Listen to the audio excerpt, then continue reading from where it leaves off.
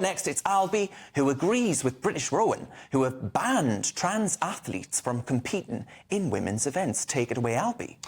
Well, it seems that common sense is finally prevailing on what has become one of the thorniest issues up for debate in Britain in recent times.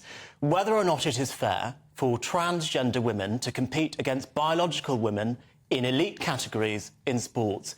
I say no. So does the British Rowing Association, as this week they joined many other sporting associations, including athletics, triathlon and also swimming, in banning transgender women from competing against biological women at women's international events. I think this is the right move, but it has become a very toxic issue that I think simply the LGBT movement has been spending too much time on.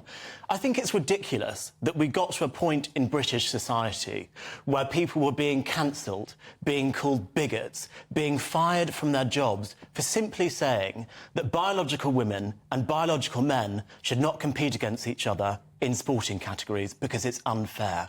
How did we get to that point? We've got to be focusing on the important issues, not an issue which should have been settled decades, if not centuries ago, according to science.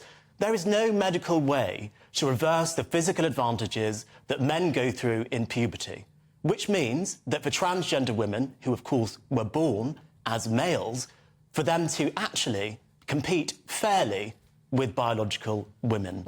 Now, there are still so many issues to solve in the LGBT+ community, which is why I think it's an absolute scandal that LGBT activists have been trying to convince people that it's fair for transgender women and biological women to compete against each other in sport. Let's look at the States this week. O'Shea Sibley, a 28-year-old dancer who was dancing to a Beyoncé song, was stabbed in America earlier on this week. An awful hate crime, which reminds us all that there is still so much work to do on LGBT+ rights, which makes me so angry because we've wasted so much time focusing on an issue which affects such a small number of people when there are people being killed on the streets for being gay. It's time that we focus on the stuff that matters.